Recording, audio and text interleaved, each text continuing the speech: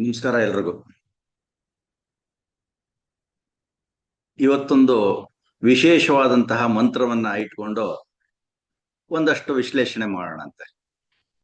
ಮೃತ್ಯುಂಜಯ ಮಂತ್ರ ಅಂತ ಹೇಳಿ ಅಂತ ಕರೆಯಲ್ಪಡುತ್ತೆ, ಮಹಾಮಂತ್ರ. ಅದರ ಅರ್ಥವನ್ನ ತಿಳ್ಕೊಳ್ಳೋಣಂತೆ.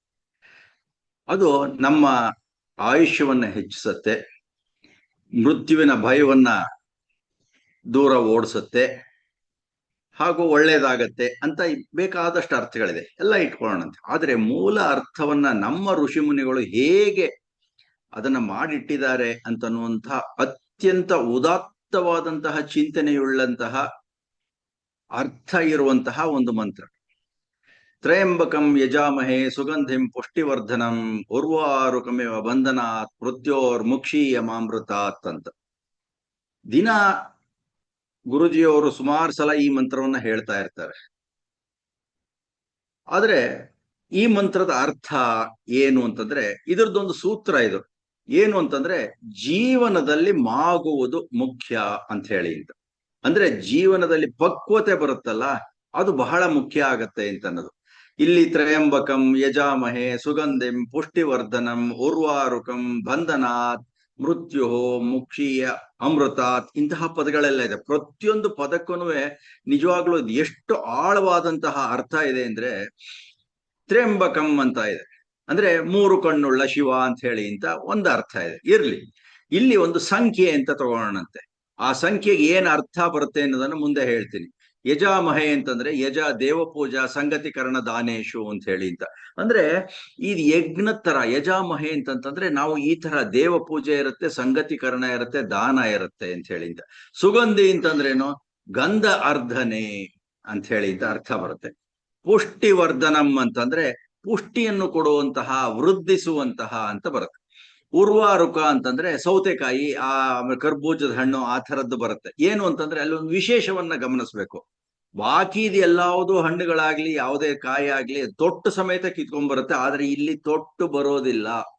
ಇದು ವಿಶೇಷ. ಹಾಗಾಗಿ ಏನತ್ತೆ, ಕಾಯಿ ಮಾತ್ರ ಆಚೆಗೆ ಬರುತ್ತೆ, ಆ ತೊಟ್ಟು ಏನಾಗುತ್ತೆ ಆ ಗಿಡದಲ್ಲೇ ಉಳ್ಕೊಳ್ಳುತ್ತೆ. ಯಾಕೆಂದ್ರೆ ಆ ತೊಟ್ಟಲ್ಲಿ ಹೆಚ್ಚು ಕಡಿಮೆ ಫೈಬರ್ ಇರುವಂತಹ ಅಂಶ ಜಾಸ್ತಿ ಇರುತ್ತೆ, ನಾರಿನಿಂದ ಕೂಡಿರುತ್ತೆ. ಹಾಗೇನೆ ಅದು ಮಾಗದಾಗ ಮಾತ್ರ ಬೇರೆ ಆಗತ್ತೆ, ಹೊರತು ಇಲ್ಲದೆ ಇದ್ರಿಲ್ಲ. ನಮ್ಮ ಜೀವನವು ಹಾಗೆ ಮಾಗಬೇಕು. ಅವಾಗ ಮೃತ್ಯೋರ್ಮುಕ್ಷೀಯ ಅಮೃತತ್ವದ ಕಡೆಗೆ ಹೋಗ್ಬೇಕಾದ್ರೆ ಆ ತರ ಮಾಗಬೇಕು. ಆಮೇಲೆ ಈ ಹುಟ್ಟು ಸಾವಿನ ಚಕ್ರದಿಂದ ಬಂಧನಾತ್ ಅಂದ್ರೆ ಅದರಿಂದ ಬಿಡಿಸ್ಕೋಬೇಕು ಅಂತ ಹೇಳಿ ಅಂತ ಅವಾಗ ಸಹಾಯ ಆಗತ್ತೆ ಅಂತ. ಇದು ಮೇಲ್ನೋಟಕ್ಕೆ ಪದಗಶಃ ಅರ್ಥ ಅಷ್ಟೇನೆ ಇದು. ಅಂದ್ರೆ ಆದ್ರೆ ಮಾ ಅಮೃತಾತ್ ಅಂದ್ರೆ ಅಮೃತತ್ವದಿಂದ ಭಗವಂತನ ಜೊತೆ ಇರುವಂತಹ ಆನಂದ ಯಾಕೆ ಅಂದ್ರೆ ಸಚ್ಚಿದಾನಂದ ಅಂತ ಹೇಳಿ ಅಂತ ಕರಿತೀವಿ ನಾವು. ಆ ಸಚ್ಚಿದಾನಂದ, ಸದಾ ಆನಂದ, ಅಂತಹ ಒಂದು ಸ್ಥಿತಿ, ಅದೇ ಒಂದು ಮುಕ್ತಿ ಅಂತ ಹೇಳಿ ಅಂತ. ಹಾಗಾಗಿ ಆ ಸ್ಥಿತಿ ಹತ್ರ ಕೊಂಡೊಯ್ಯೋದು ಅಂತ. ಆಗ್ಲೇ ಹೇಳಿದಲ್ಲ ತ್ರಯಂಬಕ ಅಂತ ಹೇಳಿ ಅಂತ. ಅದಕ್ಕೆ ಏನು ಅಂದ್ರೆ ಸೃಷ್ಟಿ ಸ್ಥಿತಿ ಲಯವನ್ನ ಉಂಟು ಮಾಡುವಂತಹ ಅಂತ ಹೇಳಿ ಅಂತ. ಆ ತರ ಅರ್ಥ ತಗೋಬೇಕು. ಅಂದ್ರೆ ಈ ಮೂರು ತ್ರಯಂಬಕ ಅಂತ ಹೇಳಿ ಅಂತ. ಇದನ್ನ ಯಾರು ಮಾಡೋರು? ಭಗವಂತ. ಆ ಮೂರೂ ಶಕ್ತಿ ಇರುವಂತದ್ದು ಭಗವಂತ ಸಚ್ಚಿದಾನಂದ ಅಂತ. ಈ ಅಂಬಕ ಅಂದ್ರೆ ನಮಗೆ ಗತಿನೂ ಕೂಡ ಕಾರಣವಾಗುತ್ತೆ. ಗತಿ ಅಂತಂದ್ರೆ ಏನು? ಪುಷ್ಟಿವರ್ಧನಂ, ಅಭಿವೃದ್ಧಿ ಆಗ್ತಾ ಇರ್ಬೇಕಾಗುತ್ತಲ್ಲ, ಹಾಗೆ ಅಂತ ಹೇಳಿ ಅಂತ. ಸುಗಂಧ ಅಂತಂದ್ರೆ ಒಂದು ಅರ್ಥದಲ್ಲಿ ತಗೋಣ, ಏನು ಅಂತಂದ್ರೆ ಗಂಧ ಅರ್ಧನೆ ಅಂತ. ಅಂದ್ರೆ ಈ ಭಗವಂತ ನಮ್ಮನ್ನ ಈ ಜೀವನ ಅಂತ ಅನ್ನೋದನ್ನು ಕೊಟ್ಬಿಟ್ಟು ಈ ಸೃಷ್ಟಿಯನ್ನ ಮಾಡಿ ಎಲ್ಲಾ ಸವಲತ್ತುಗಳನ್ನು ಕೊಟ್ಟು ಚೆನ್ನಾಗಿ ಅರಿತಾನೆ ಅಂತ. ಇದ್ರೆ ಏನು ಗಂಧ ಅರ್ಧನೆ ಅಂತಂದ್ರೆ, ಗಂಧದ ಕೊರಡನ್ನ ನಾವು ಸಾಣೆ ಕಲ್ ಮೇಲೆ ಇಟ್ಟು ತೈದಾಗ ಗಂಧ ಬರುತ್ತೆ, ಎಷ್ಟು ಚೆನ್ನಾಗಿರುತ್ತಲ್ಲ, ಸುಗಂಧ ಆಗಿರುತ್ತೆ, ಎಷ್ಟೋ ಉಪಯೋಗ ಇದೆ. ಅದು ತಂಪಾಗುತ್ತೆ, ಸುಟ್ಟಗಾಯಕ್ಕೂ ಹಚ್ತಾರ ಗಂಧವನ್ನ, ಪರಿಮಳ ಬೀರುತ್ತೆ, ಗಂಧವನ್ನು ಹಚ್ಕೋತೀವಿ ನಾವು, ಬೇಕಾದಷ್ಟು ತಂಪಾಗಿರುತ್ತೆ. ಈ ತರ ಅಂದ್ರೆ ನಮ್ಮ ಜೀವನಕ್ಕೂ ಒಂದು ಬೆಲೆ ಬರುತ್ತೆ ಅಂತ, ಆ ತರ ತಿಕ್ಕದಾಗ ಅಂತ ಹೇಳಿ ಅಂತ. ಹಾಗಾಗಿ ನಾವು ನಮ್ಮ ಜೀವನದಲ್ಲಿ ನಮ್ಮನ್ನು ನಾವು ಅರೆದುಕೊಂಡು ಏನಾಗತ್ತೆ, ನಮ್ಮ ಆತ್ಮ ಗಟ್ಟಿ ಆಗತ್ತೆ, ಶುದ್ಧವಾಗತ್ತೆ ಅಂತ ಹೇಳಿಂದ. ಅಂದ್ರೆ ಸಚ್ಚಿದಾನಂದ ನಮ್ಮನ್ನ ಅರಿತಾನೆ ಅಂದ್ರೆ ಅವನಿಗೇನ್ ನಮ್ಮನ್ನ ಅರ್ಧೇನು ಸಂತೋಷ ಆಗ್ಬೇಕಾಗಿಲ್ಲ. ನಮ್ಮನ್ನ, ನಮ್ಮ ವ್ಯಕ್ತಿತ್ವವನ್ನ ಉತ್ತಮವನ್ನಾಗಿ ಮಾಡಿಕೊಂಡು ಸುಗಂಧಿಂ ಪುಷ್ಟಿವರ್ಧನಂ, ಆ ಒಂದು ಮುಕ್ತಿಯತ್ತ ಹೋಗ್ಬೇಕು ಅಂತಂದ್ರೆ ನಮ್ಗೆ ಪಕ್ವತೆ ಬರಬೇಕು ಅಂತ. ಅಂದ್ರೆ ಹೇಗಾಗತ್ತೆ ಅಂದ್ರೆ ಈ ಜೀವ ಗಟ್ಟಿ ಆಗತ್ತೆ, ಕಿಟ್ಟ ಕಳೆದು ಅಂದ್ರೆ ಕೊಳೆಯನ್ನೆಲ್ಲ ಕಳೆದುಕೊಂಡು ಹೋಗುತ್ತೆ. ಇದು ಒಂದು ಜನ್ಮದಲ್ಲಿ ಆಗುವಂಥದ್ದಲ್ಲ. ಇದನ್ನ ಇಟ್ಕೊಂಡ್ಬಿಟ್ರೆ, ಗಮನದಲ್ಲಿ ಇಟ್ಕೊಂತು ಅಂದ್ರೆ ತ್ರ್ಯಂಬಕಂ ಯಜಾಮಹೇ ಸುಗಂಧಿಂ ಪುಷ್ಟಿವರ್ಧನಂ. ಅಂದ್ರೆ ನಾವು ಈ ತರ ನಮ್ಮ ಜೀವನದಲ್ಲಿ ನಮ್ಮನ್ನ ನಾವು ತೆಗೆದುಕೊಳ್ತಾ ಬಂದಾಗ ಸುಗಂಧ ಭರಿತರಾಗ್ತೀವಿ. ಅಂದ್ರೆ ಏನು, ಜ್ಞಾನ ಹೆಚ್ಚಾಗುತ್ತೆ ನಮ್ಮಲ್ಲಿ. ಎಂತಹ ಒಂದು ನೋಡಿದ ತಕ್ಷಣ ಒಂದು ಲಕ್ಷಣ ಕೂಡ ಚೆನ್ನಾಗಾಗುತ್ತೆ. ಹಾಗೆ ಹೋಗ್ತಾ ಇದ್ದಾಗ ಆತ್ಮ ಶುದ್ಧಿಯಾಗಿ ಗಟ್ಟಿ ಆಗ್ತಾ ಹೋಗುತ್ತೆ ಅಂತ ಹೇಳಿ ಅಂತ ಆ ತರ ಒಂದು ಅವಕಾಶ ಇದೆ ಅಂತ. ಹೇಗಾಗುತ್ತೆ ಅಂತ ಇದ್ರ ಬೇಕಾದಷ್ಟು ಲೌಕಿಕ ಜೀವನದ ಇದಕ್ಕೆಲ್ಲ ಹೋಲಿಸ್ಕೋಬಹುದು ನಾವು. ಹೇಗಾಗತ್ತೆ ಅಂತ, ಚಾರ್ಧಾಮ್ ಯಾತ್ರೆಗೆ ಹೋಗ್ತೀವಪ್ಪ, ಅಮರನಾಥ್ ಯಾತ್ರೆಗೆ ಹೋಗ್ತೀವಿ, ಅಲ್ಲೆಲ್ಲ ಗೊತ್ತಾಗ್ತಾ ಗಂಧವರ್ಧನೆ ಅರ್ಧನೆ ಚೆನ್ನಾಗಿ ಹರಿತಾನಲ್ಲಿ ಅಂತ. ಅಂದ್ರೆ ಭಗವಂತ ನೋಡೋಕೆ ಅಷ್ಟು ಕಷ್ಟ ಪಡ್ತೀವಲ್ಲ, 22-24 ಕಿಲೋಮೀಟರ್ ಬೆಟ್ಟ ಹತ್ತಿ ಹೋಗ್ತೀವಲ್ಲ ನಾವು. ಇದು ಹೇಗಾಗತ್ತೆ ಅಂತಂದ್ರೆ, ಅದು ಹೋದಾಗ ಎಂತಹ ಅನುಭವ ನಮಗಾಗತ್ತೆ ಅಂದ್ರೆ, ಇನ್ನೊಂದು ವೇದ ಮಂತ್ರ ಹೇಳತ್ತೆ, ಅಶ್ಮನ್ವತಿ ರೀಯತೆ ಸಂಭ್ರಮದ್ವಾ ಉತ್ತಿಷ್ಠತ ಪ್ರತರತ ಸಖಾಯ ಅಂತ ಹೇಳಿ ಅಂತ. ಅಂದ್ರೆ ಇದು ಹೂವಿನ ಹಾಸಿಗೆಯಲ್ಲ ಜೀವನ ಅನ್ನೋದು. ಅಶ್ಮನ್ವತಿ ರೀಯತೆ ಸಂಭ್ರಮದ್ವಾ, ಇದೊಂಥರ ನದಿ ತರ. ನದಿನಲ್ಲೇನಿರುತ್ತೆ, ಬಂಡೆಗಳಿರುತ್ತೆ, ಅಂಕುಡೊಂಕಾಗಿರುತ್ತೆ, ತೀರ್ವಾಗಿರುತ್ತೆ, ಹರಿಯುತ್ತೆ, ಜಲಪಾತ ಬರುತ್ತೆ, ಮೇಲಿಂದ ಕೆಳಗೆ ಧುಮುಕುತ್ತೆ, ಮತ್ತೆ ಮೇಲೆ ಇರುತ್ತೆ, ಹೋಗುತ್ತೆ, ಕೊನೆಯಲ್ಲಿ ಸಮುದ್ರವನ್ನು ಸೇರುತ್ತೆ. ಅದೇ ಮುಕ್ತಿ.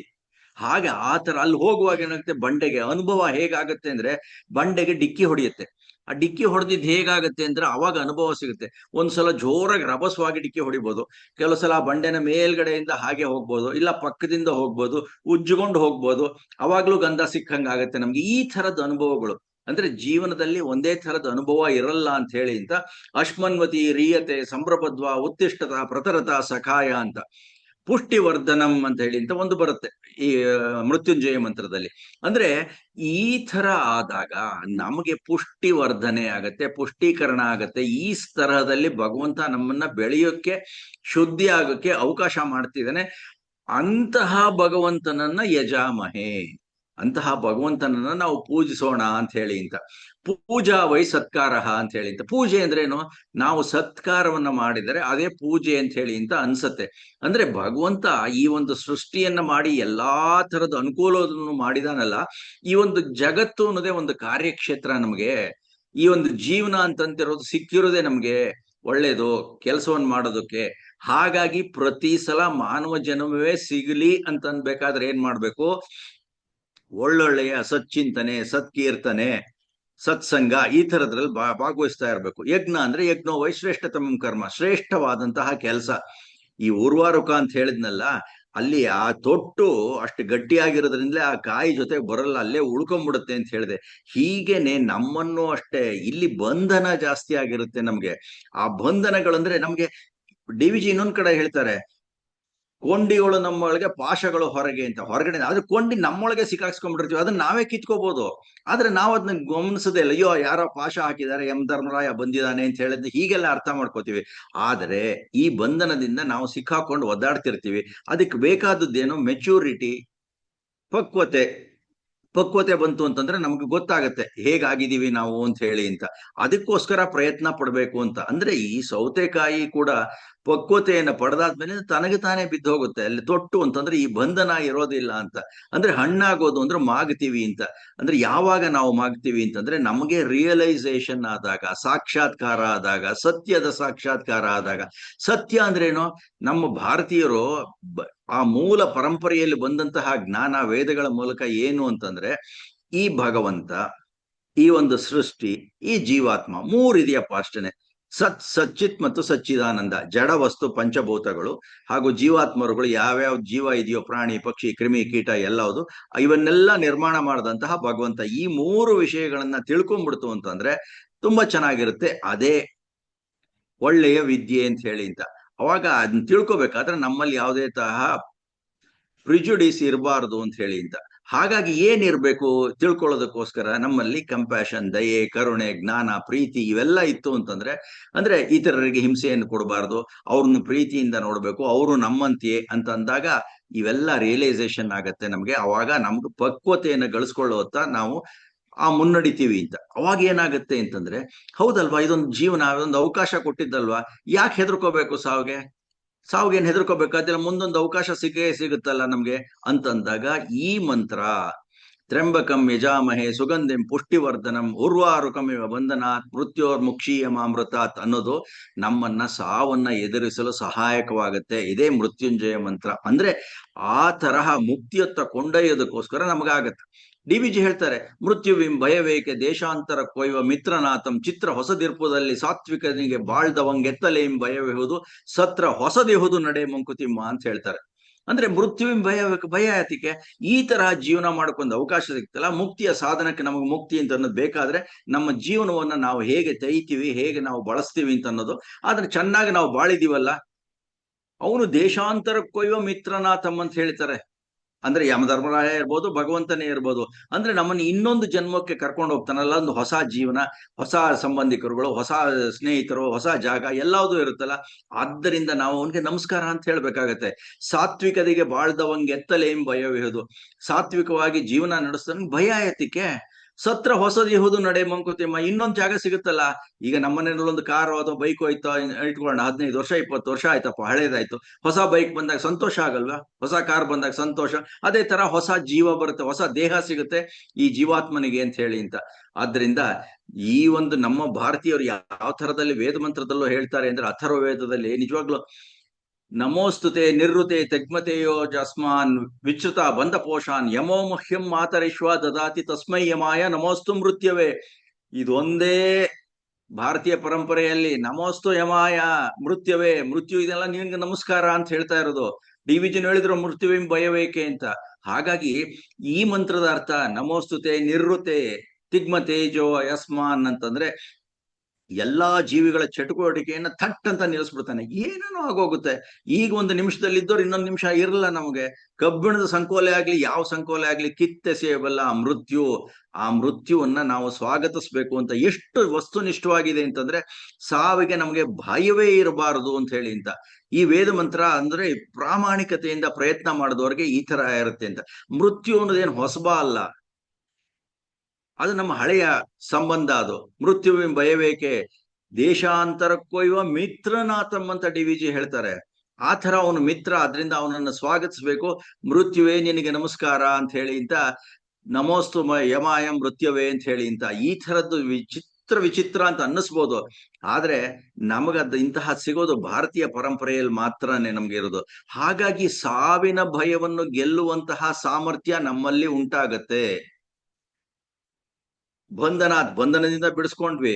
ಆಮೇಲಿಂದ ಸುಗಂಧಿಂ ಪುಷ್ಟಿವರ್ಧನಂ ಅಂದ್ರೆ ಚೆನ್ನಾಗಿ ಹರ್ಕೋತೀವಲ್ಲ ನಾವಿಲ್ಲಿ, ಅಂದ್ರೆ ಈ ಭೂಮಿನಲ್ಲಿ, ಈ ಒಂದು ಜಗತ್ತಿನಲ್ಲಿ ಹಾಗಿರುತ್ತಲ್ಲ ಅಂತ ಹೇಳಿ ಅಂತ. ಈಗ ಸುಮ್ನೆ ಒಂದು ಸಾಯಲು ಸಿದ್ಧತೆ ಹೇಗಪ್ಪ ಮಾಡ್ಕೋಬೇಕು ಅಂತ, ಸುಮ್ನೆ ಉದಾಹರಣೆಗೆ, ಯಾರು ಏನೋ ಅಪಾರ್ಥ ಮಾಡ್ಕೋಬೇಡಿ, ಇದ್ರಲ್ಲಿ ಹೇಗಿರುತ್ತೆ ಅಂತ ಹೇಳಿ ಅಂತ.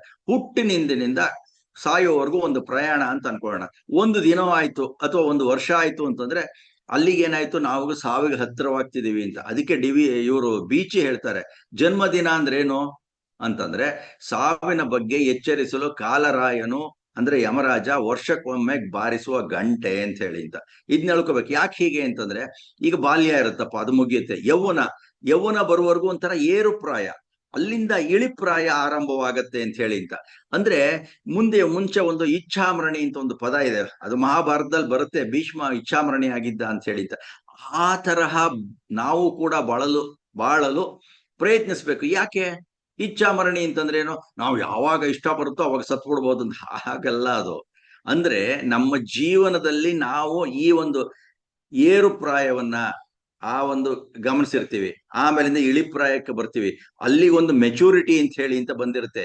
ಈ ಜೀವನದಲ್ಲಿ ಮಾಡ್ಬೇಕಾದ ಕೆಲಸವನ್ನೆಲ್ಲ ಮಾಡಿರ್ತೀವಿ, ಎಲ್ಲ ಆಗಿರುತ್ತೆ. ಇನ್ನು ಈ ದೇಹ ಮುಂದಕ್ಕೆ ಕೆಲಸ ಮಾಡೋದಕ್ಕೆ ಆಗಲ್ಲ ಅಂತಂದಾಗ ಹೊರಟು ಬಿಡ್ಬೇಕಷ್ಟೇನೆ. ಯಾಕೆಂದ್ರೆ ಇನ್ನೊಂದು ಜನ್ಮ ಗ್ಯಾರಂಟಿ ಇದೆಯಲ್ಲ ನಮ್ಗೆ, ಅಂತಹ ಕೆಲಸವನ್ನ ನಾವು ಮಾಡಿದೀವಲ್ಲ ಅಂತ. ಅದಕ್ಕೆ ಉದಾಹರಣೆ ಕೊಡ್ಬೇಕು ಅಂದ್ರೆ ಸಾಕ್ರೆಟಿಸ್, ಅವನು ಧೋರಣೆ. ಸಾಕ್ರೆಟಿಸ್ನ ಅವನು ಎಂತೆಂತಹ ಒಳ್ಳೆ ವಿಚಾರಗಳನ್ನೆಲ್ಲ ಕೊಡ್ತಾ ಇದ್ದ. ಆದ್ರೆ ಆ ಸರ್ಕಾರಕ್ಕೆ ಏನಾಗಿತ್ತು, ಈ ಹುಡುಗರನ್ನೆಲ್ಲ ತಪ್ಪು ದಾರಿಗೆ ಎಳಿತಾ ಇದ್ದಾನೆ ಅಂತ ಅನ್ಬಿಟ್ಟು ಅಂತ ಅವನ ಮೇಲೆ ಆಪಾದನೆ ಬಂತು. ಕಾರಾಗೃಹದಲ್ಲಿ ಶಿಕ್ಷೆಯನ್ನ ವಿಧಿಸಿದ್ರು. ಆಮೇಲಿಂದ ಹೇಳಿದ್ರು, ನೋಡಪ್ಪ ಸಾಕ್ರೆಟಿಸ್, ನೀನ್ ನಾಳೆ ಸಾಯ್ಬೇಕು ನೀನು ಅಂತ. ಇವನ್ ನಗ್ತಾ ಇದ್ದ. ಏನ್ ನಗ್ತಾ ಇದೆಯಲ್ಲ, ನಾಳೆ ದಿವಸ ಅಂತ ಹಾಲ ವಿಷವನ್ನು ಕುಡಿದು ನೀನ್ ಸಾಯ್ಬೇಕಲ್ಲ ಅಂತಂದ್ರೆ ಅವನ್ ಏನ್ ಹೇಳ್ದ, ನಾನು ಜೀವನದಲ್ಲಿ ಪೂರ್ತಿ ಮಾಡಿದ್ದು ಒಂದೇ ಕೆಲಸವನ್ನ, ಒಳ್ಳೆ ಕೆಲಸವನ್ನ ಮಾಡಿದ್ದೀನಿ. ನಾನು ಸಾವಿಗೆ ತಯಾರಿ ಮಾಡ್ಕೊಂಡಿದ್ದೀನಿ. ನಾನು ನನ್ನ ಜೀವನದಲ್ಲಿ ಯಾರಿಗೂ ಏನು ತೊಂದರೆ ಮಾಡಿಲ್ಲ, ಯಾವ ತಪ್ಪನ್ನು ಮಾಡಿಲ್ಲ. ನನ್ನ ನಡತೆ ಪರಿಶುದ್ಧವಾಗಿದೆ, ಪಾರದರ್ಶಕವಾಗಿದೆ, ನನಗೆ ತೃಪ್ತಿ ಇದೆ ಅದರಿಂದ ನಾನು ಹ್ಯಾಮ್ಲಾಕ್ ಅನ್ನುವಂತ ನೀವು ಎಂತ ವಿಷ ಕೊಡಿ ನಾನು ಕುಡಿತೀನಿ ಅಂತ ಹೇಳಿ ಅಂತ. ನಿಜವಾಗ್ಲೂ ಎಂತಹ ಒಂದು ವಿಚಿತ್ರವಾದ ನಡವಳಿಕೆ ಅಂತ ಅನ್ಸುತ್ತೆ ನಮ್ಗೆ. ಆದರೆ ನಮ್ಮ ಭಾರತೀಯ ಪರಂಪರೆಯಲ್ಲಿ ಇಂತಹ ಚಿಂತನೆಗಳೇ ಜಾಸ್ತಿ ಇರೋದು. ಹಾಗಾಗಿ ಅವನಿಗೂ ಕೂಡ ಅಂತಹ ಒಂದು ಮಹಾವಿಷವಂತ ಹ್ಯಾಮ್ಲಾಕ್ ಅಂತ ಅದಕ್ಕೆ ಹೆಸರಿಟ್ಟಿದ್ದಾರೆ, ಘೋರ ವಿಷ. ನಗ್ನಗ್ತಾ ಕುಡಿದ್ಬಿಟ್ನಲ್ಲ. ಅದಕ್ಕೇನೆ ಡಿ ವಿ ಜಿ ಹೇಳ್ತಾರೆ, ಹೊಸ ಹೊಸಬನಾಗುವ ಮನುಕ್ಷಣಂ ಮಾನವನು ವಸುದೆಯ ಮೂಸೆಯಲ್ಲಿ ಪುಟಪಾಕವ ಅಂತು, ರಸಮೂರ್ತಿಯಾಗುವನು ಜಗದಾತ್ಮಮತಿ ಬೆಳೆಯೇ ಕಸವೆಲ್ಲ ಕಳೆದವನು ಮಂಕುತಿಮ್ಮ ಅಂತಾರೆ. ಅಂದ್ರೆ ಈ ಜೀವನ, ಈ ಪ್ರಪಂಚ, ಈ ಸೃಷ್ಟಿ ಇರೋದೇ ನಮಗೆ ಹೊಸ ಹೊಸ ಮಾನವನಾಗೋದಕ್ಕೆ ಅಂತ ಹೇಳಿ. ಅಂತ ಹೊಸ ಹೊಸಬನಾಗುವಂ ಅನುಕ್ಷಣಂ ಮಾನವನು ಸುಗಂಧಿಂ ಪುಷ್ಟಿವರ್ಧನಂ ಅಂತ ಹೇಳಿ ಅಂತ ಮೃತ್ಯುಂಜಯ ಮಂತ್ರದಲ್ಲಿ ಹೇಳಿದಾರಲ್ಲ, ಹಾಗೇನೆ ಅಲ್ಲಿ ಆಗ್ತಾನೆ. ಹೇಗೆ? ವಸುದೆಯ ಮೂಸೆಯಲ್ಲಿ ಪುಟಪಾಕುವ ಅಂತ. ಈ ವಸುದೆ ಅಂತ ಮೂಸೆ ಅಂದ್ರೆ, ಮೂಸೆ ಅಂತಂದ್ರೆ ಚಿನ್ನವನ್ನ ಕರಗಿಸೋದಕ್ಕೆ ಮಾಡಿರ್ತಾರೆ, ಶುದ್ಧೀಕರಣ ಕ್ರಿಯೆ ಅದು ಮೂಸೆ ಅಂತಂದ್ರೆ. ಅಲ್ಲಿ ಚೆನ್ನಾಗಿ ಕಾಯಿಸಿದಾಗ ಕಸವನ್ನೆಲ್ಲ ಕಳೆದುಕೊಂಡು ಹೊಳೆಯೋದಕ್ಕೆ ಶುರು ಆಗುತ್ತೆ ಚಿನ್ನ. ಅದಕ್ಕೆ ಕಸವರ ಅಂತ ಹೇಳಿ ಅಂತ ಹೆಸರು. ಹಾಗಾಗಿ ಅದು ಕಳ್ಕೊಳ್ಳುತ್ತಲ್ಲ, ಹಾಗೆ ನಮಗೂ ಅಷ್ಟೇನೆ ಈ ಪ್ರಕೃತಿ, ಈ ಒಂದು ಜಗತ್ತಿನಲ್ಲಿ ಆ ಮೂಸೆಯಲ್ಲಿ ನಾವು ಬೆಂದಾಗ ಪುಟ ಪಾಕವ ಅಂತ ನಾವು ಪಾಕ ಹಾಕ್ತಿವಿ, ಪಕ್ವತೆ ಬೆಳೆಯುತ್ತೆ. ಏನಾಗತ್ತೆ ಪರಿಣಾಮ? ರಸಮೂರ್ತಿ ಆಗುವನು ಜಗದಾತ್ಮಮತಿ ಬೆಳೆಯು. ಜಗದಾತ್ಮಮತಿ ಅಂತಂದ್ರೆ ನಮ್ಮ ಜ್ಞಾನ, ನಮ್ಮ ಒಂದು ತಿಳುವಳಿಕೆ ಹೆಚ್ಚಾದಂಗೆ ಕಸವೆಲ್ಲ ಕಳೆದವನು. ಕಸನೆಲ್ಲ ಕಳ್ಕೊಂಡ್ಬಿಟ್ಟು ನಾವು ಉತ್ತಮ ಮನುಷ್ಯರಾಗ್ತೀವಿ ಅಂತ ಹೇಳಿ ಅಂತ ಡಿ ವಿ ಜಿ ಈ ತರದಲ್ಲಿ ಹೇಳಿದ್ದಾರೆ. ಅಂದ್ರೆ ಮತ್ತೂ ಹೇಳ್ತಾರ ಅವರು, ಅಂದ್ರೆ ಇದಕ್ಕೆಲ್ಲದಕ್ಕೂ ಸಂಸಾರ ಪಾಕ ಅನ್ನುವಂತಹ ಒಂದು ಶೀರ್ಷಿಕೆಯನ್ನು ಕೊಟ್ಟಿದ್ದಾರೆ. ಅಂದ್ರೆ ಸಂಸಾರದಲ್ಲಿ ನಾವು ಇದ್ದುಕೊಂಡೆ ಪಾಕ ಅಂದ್ರೆ ಕುದಿಸ್ಕೊಂಡು ನಾವು ಅದು ಪಕ್ವತೆಯನ್ನ ಪಡ್ಕೋತೀವಿ, ಆ ಮುಕ್ತಿಯತ್ತ ಹೋಗ್ತೀವಿ ಅಂತ. ಇದೇ ನಮ್ಮ ಜೀವನದಂತಹ ಒಂದು ಮುಖ್ಯ ಉದ್ದೇಶ. ಹಾಗಾಗಿ ಸಾವನ್ನು ಗೆಲ್ಲುವಂತಹ ವಿಧಾನಗಳು ಇದು. ಅದಕ್ಕೆ ಮೃತ್ಯುಂಜಯ ಮಂತ್ರ ಅಂತ ಹೇಳಿ ಅಂತ ಅಂದ್ರು. ಡಿ ವಿ ಜಿ ಹೇಳ್ತಾರೆ 603ನೇ ಪದ್ಯದಲ್ಲಿ, ಧರಣಿಗೋಳವು ಮೂಸೆ ಜೀವನಗಳ ನದರೊಳಗೆ ಪರಿಶುದ್ಧಗೊಳಿಸುವುದು ಸಂಸಾರ ತಾಪ, ಪರಿಪರಿಯ ಬಂಧು ಧರ್ಮದಿಂದ ಅಹಮ್ಮತಿ ಕರೆಗೆ ಹರಡಿ ಹಬ್ಬುವುದಾತ್ಮ ಮಂಕುತಿಮ್ಮ. ಯಾವ ತರ ಮಾಡ್ಕೋಬೇಕು? ಉತ್ತರ ಹೇಳ್ಬೇಕಲ್ಲ.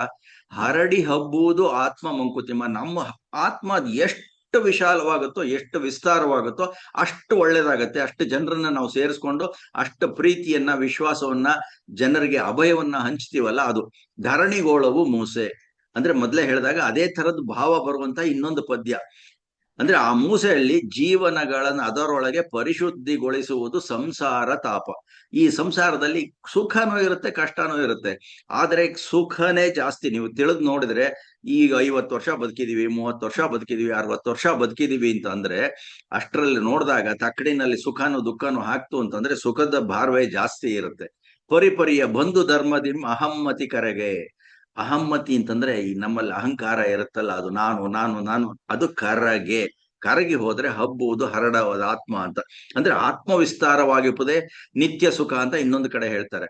ಹಾಗಾಗಿ ಈ ಒಂದು ವಿಷಯದಲ್ಲಿ ಮತ್ತೊಂದು ಕಗ್ಗವನ್ನು ನೋಡೋದಾದ್ರೆ, ಉದರ ಶಿಖಿ ಒಂದು ಕಡೆ, ಹೃದಯ ಶಿಖಿ ಒಂದು ಕಡೆ, ಕುದಿಸದಿರೆ ಜೀವಶಲೆ ಮೃದು ಒಪ್ಪುದೆಂತು, ಬದುಕಿನುರಿಯಲ್ಲಿ ಕರಗಿ ತಿಳಿಯಾಗದೆ ಜೀವ ಪುದಿಯದಾತ್ಮಾರ್ಣವದಿ ಮಂಕುತಿಮ್ಮ ಅಂತಂತಾರೆ.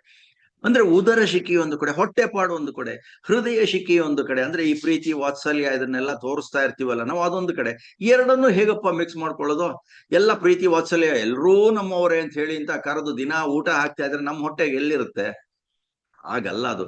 ಕುದಿಸದಿರೆ ಜೀವಶಿಲೆ ಮೃದು ಒಪ್ಪುದೆಂತು. ಅಂದ್ರೆ ಈ ಒಂದು ಜೀವನದಲ್ಲಿ ಕುದಿದೆ ಇದ್ರೆ ಆ ಮೃದು ಆಗೋದು ಹೇಗೆ? ಅಷ್ಟು ಕಠಿಣವಾದಂತಹ ಹೃದಯ ಮೃದುವಾಗ್ಬೇಕಲ್ಲ. ಅಂದ್ರೆ ಎಲ್ಲರನ್ನೂ ಸೇರಿಸ್ಕೊಳ್ಳುವಂಥದ್ದು. ಬದುಕಿನುರಿಯಲ್ಲಿ ಕರಗಿ ತಿಳಿಯಾಗದೇಹ ಜೀವ. ಈ ಊರಿನಲ್ಲಿ, ಈ ತಾಪದಲ್ಲಿ ಕರಗಿ ಎಲ್ಲಾಗಿ ಸುಟ್ಟು ಕರಕಲಾಗಿ ಏನೇ ಆದ್ರೂ ಕೂಡ ತಿಳಿಯಾಗುತ್ತಲ್ಲ, ಕಸವರ ಅಂತ ಆಗುತ್ತಲ್ಲ. ಪುದಿಯದ ಆತ್ಮಾರ್ಣವದಿ, ಅದು ಆತ್ಮಾರ್ಣವದಲ್ಲಿ ಸಂತೋಷವನ್ನು ಕೊಡೋದಿಲ್ವೇ ಅಂತ ಹೇಳಿ ಅಂತ. ಹಾಗಾಗಿ ಏನ್ ಮಾಡ್ಬೇಕು? ಒಳ್ಳೊಳ್ಳೆ ಕೆಲಸ. ಯಜಾಮಹೆ ಅಂತಂದ್ರು. ಅಂದ್ರೆ ಸುಗಂಧಿಂ ಪುಷ್ಟಿವರ್ಧನಂ ಉರ್ವಾರುಕಮವೆ ಬಂಧನಾತ್ ಮೃತ್ಯೋರ್ಮುಕ್ಷೀಯಮಾಮೃತಾತ್ ಅಂತ ಹೇಳಿ ಅಂತ 2ನೇ ಸಾಲು. ತ್ರಯಂಬಕಂ ಯಜಾಮಹೆ ಅಂತ 1ನೇ ಸಾಲು. ಯಜಾಮಹೆ, ಆ ಭಗವಂತನನ್ನ ಆರಾಧಿಸ್ತೀವಿ ಅಂತಂದ್ರೆ, ಆರಾಧಿಸೋದೇನು ಅಂತ ಮೊದಲೇ ಹೇಳಿದ್ನಲ್ಲ, ಯಜ್ಞೋ ವೈಶ್ರೇಷ್ಠತಮಂ ಕರ್ಮ ಅಂತ. ಹಾಗಾಗಿ ನೀತಿ ನಿರ್ಣಯ ಏನಾಗತ್ತೆ ಅಂತಂದ್ರೆ, ಒಳ್ಳೆಯ ಕೆಲಸಗಳನ್ನ ಮಾಡು. 2ನೇದ್ದು ಪಕ್ವತೆಯನ್ನ ಗಳಿಸು. 3ನೇದ್ದು ಸಾವಿಗೆ ಹೆದರಬೇಡ. ಯಾಕೆ ಅಂತಂದ್ರೆ ಭಗವಂತ ಒಂದು ಗ್ಯಾರಂಟಿ ಕೊಟ್ಬಿಟ್ಟಿದ್ದಾನೆ. ಅದಹ ಸ್ವಧಾಮನು ಪುನರ್ಗರ್ಭತ್ವ ಮೇರಿರೆ ಅಂತ ಹೇಳಿ ಇಂದ ಇನ್ನೊಂದು ಋಗ್ವೇದದ ಮಂತ್ರ.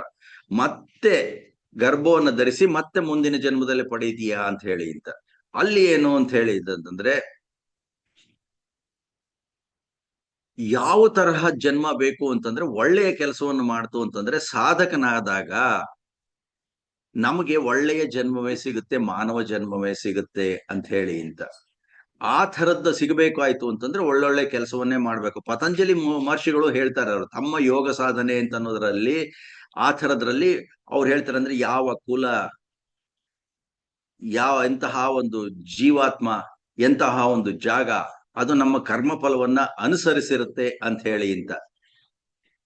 ಹಾಗಾಗಿ ಅಂತಹ ಒಂದು ಜೀವನವನ್ನ ನಾವು ಗಟ್ಟಿ ಮಾಡ್ಕೋಬೇಕು ಅಂದ್ರೆ, ಈಗ ನಮ್ಗೆ ಸಿಕ್ಕಿರುವಂತಹ ಜೀವನದಲ್ಲಿ ನಾವು ಒಳ್ಳೊಳ್ಳೆ ಕೆಲಸವನ್ನ ಮಾಡಿರಬೇಕು ಅಂತ ಹೇಳಿ ಅಂತ. ನಾವು ಈ ಜೀವನದಲ್ಲಿ ಕೂದಿದ್ದು ಪಾಕವಾಗಿ ಒಳ್ಳೆಯದಾಯ್ತು ಅಂತಂದ್ರೆ ಅವಾಗ ನಮ್ಗೆ ಗ್ಯಾರಂಟಿ ಆಗತ್ತೆ ಅಂತ. ಅಂತಹ ಗ್ಯಾರಂಟಿಯನ್ನು ಮಾಡ್ಕೊಂಡಾಗ ನಮಗೆ ಮೋಕ್ಷಕ್ಕೆ ಹತ್ತಿರವಾಗ್ತೀವಿ. ಅವಾಗ ಭಯ ನಮಗೆ ಇರಲ್ಲ ಅಂತ ಹೇಳಿ ಅಂತ. ಅಂದ್ರೆ ಮೃತ್ಯು ಭಯವೇಕೆ ದೇಶಾಂತರಕ್ಕೋ ಇವ ಮಿತ್ರನಾಥಂ ಅಂತ ಹೇಳಿದ್ರಲ್ಲ DVG, ಆ ತರ ನಮ್ಗೆ ಭಯ ಹೊಟ್ಟೋಗುತ್ತೆ. ಹಾಗಾಗಿ ನಮ್ಮನ್ನ ನಾವು ಕುದಿಸ್ಕೊಂಡು ಆದಾಗ ಅಂತಹ ಒಳ್ಳೆಯ ಜೀವನವೇ ನಮಗೆ ಸಿಗುತ್ತೆ ಅಂತ ಹೇಳ್ತಾ ನನ್ನ ಇಂದಿನ ಮಾತಿಗೆ ವಿರಾಮವನ್ನು ನೀಡ್ತೇನೆ. ಧನ್ಯವಾದ ಹಾಗೂ ನಮಸ್ಕಾರ.